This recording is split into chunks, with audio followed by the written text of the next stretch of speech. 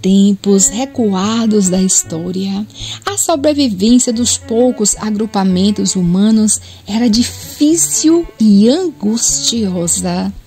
Vivendo exclusivamente da caça, pesca e coleta de frutas e raízes, cada dia era obrigado a sair para os vastos campos, tentando abater antílopes e gazelas para a alimentação do clã que ficara na retaguarda.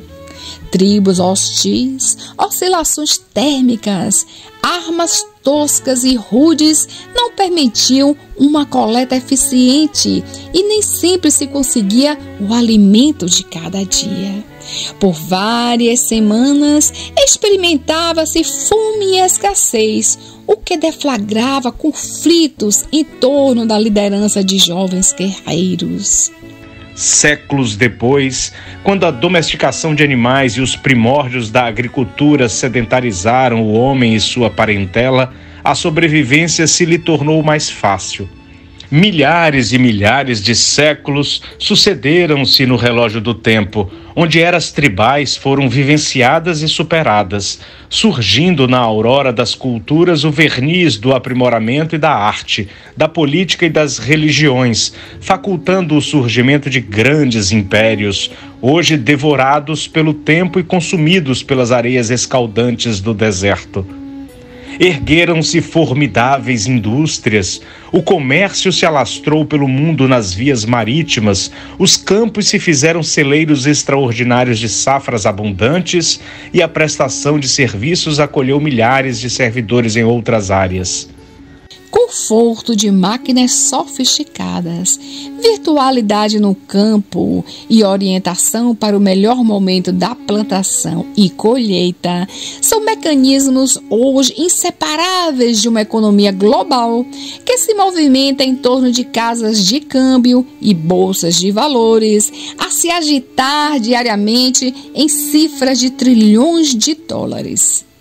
Apesar do colosso e da musculatura da economia mundial, as inquietações humanas persistem, dolorosas e cruéis.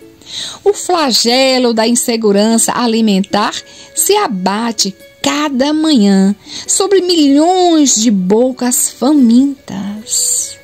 Água potável a faltar em regiões áridas e desérticas, ameaçando a vida humana e animal. Florestas inteiras transformadas em carvão. Minas e garimpos diversos buscam explorar as inúmeras jazidas desse ou daquele minério raro, fomentando cobiça e desespero entre os homens. E mesmo quando a máquina produtora de riqueza, regida pelo Estado, consegue emprestar a quase totalidade de homens e mulheres, milhões ficam à margem, mendigando ajuda pública ou privada para não perecerem na canícula da fome. Apesar dos institutos de solidariedade, persiste a avareza de muitos sobre os imensos recursos disponíveis. Os esforços religiosos se mostram tímidos ou insuficientes quando conclamam os seres ao partilhamento do pão. Em tempos de Muricy, cada um cuida de si, diria o ditado popular. Mas a ganância só pode ser vencida pelo desapego, a arrogância pela humildade e o orgulho pela solidariedade. A terra tem suficientes recursos para alimentar a atual população de 8 bilhões de habitantes. Mas a cobiça e o desejo arbitrário de posses além do necessário criaram legiões de vampiros modernos. Até, ao contrário do Conde Drácula, não sugam artérias em busca de sangue fresco, se fazem parasitas das riquezas materiais, acumulando-as na ilusão de que estas lhe pertenceriam. Se agitam entre cifrões, dormem pensando na caixa forte. Esses tio-patinhas modernos se angustiam demoradamente pela retenção cada vez maior de recursos argentários, olvidando que a vida não se resume em cartões de crédito e extratos bancários. Deixam de viver e passam simplesmente a sobreviver.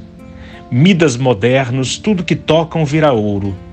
O Cristo já os identificara em seu tempo. Fizeram do templo de Jerusalém casa de comércio vil. Mancomunados com os romanos impiedosos, extorquiam as escassas moedas do povo em subjugação criminosa. Faziam das festas religiosas motivos para mais arrecadar. No grupo mais íntimo, Jesus acompanhava a sede de poder em Judas, que mal conseguia ocultar seu desejo que a nova doutrina triunfasse sobre Roma, abrindo campo para uma nova aristocracia poderosa e imbatível. E ele viera pregar desprendimento e libertação das amarras do mundo. Nunca possuíra sequer uma casa, sempre se hospedando em lares alheios. Tudo de que se valia era emprestado por terceiros. Nele, somente a luz divina era sua, e a repartia com cegos e coxos, estigmatizados e perseguidos. Governador da terra, optara por uma maternidade improvisada numa gruta de pedra. Senhor dos séculos, caminhava entre aflitos e derrotados, insuflando otimismo e esperança. Abriu a homens e mulheres os cofres da vida eterna, sem que estes se esgotassem. Exaltou o lírio do campo, as aves que não guardam nem estocam, e viveu na permanente simplicidade. Como trono derradeiro, acolheu uma cruz e fez dela símbolo de triunfo sobre as paixões. Subiu de volta ao Pai, prosseguindo a velar pelos destinos do seu imenso aprisco. Quanta coisa em derredor de teus passos, de que não necessitas. Quanto supérfluo que te inquieta a não posse. Invejas a celebridade que desfila à tua frente em valioso veículo moderno? E à noite, este não consegue repouso adequado, carregando na alma estranhos fantasmas que só ele enxerga. E tu, em cama modesta, a dormir o sono dos justos. Valoriza outra riqueza que não essa, passageira e volátil. O que tens ou possui ficará. O que acrisolastes na alma seguirá e falará por ti nos portais do infinito. Quanto mais acumulas, mais prisioneiro ficas. Quanto menos tens, mais senhor de ti mesmo és. Sutil diferença que só a maturidade no veículo da dor e do sofrimento poderá ministrar aos equivocados filhos da luz em trânsito pelos baixios da evolução na escola do mundo. Reconheces essa verdade? Vive-a desde hoje, para que o amanhã não te surpreenda com amargas decepções. Marta. Página mediúnica do Espírito Marta, psicografada pelo médium Marcel Mariano, no dia 7 de novembro do ano de 2022. Salvador, Bahia, Brasil. Então, sê como o sândalo que perfuma o machado que o fere. Estamos em crise. Qual é a crise brasileira? Aliás, mundial. Moral. A crise mundial é moral. Todas as outras crises são periféricas, elas são frutos espúrios desta crise moral. É uma crise de perda de identidade, perda de valores. Perdemos os valores da dignidade humana e passamos a agredir o outro, porque o outro discorda da gente. Você solta uma opinião contrária a esta ou aquele nível de governo, você tem inimigos. Se você for para uma rede social, você recebe não sei quantos desaforos.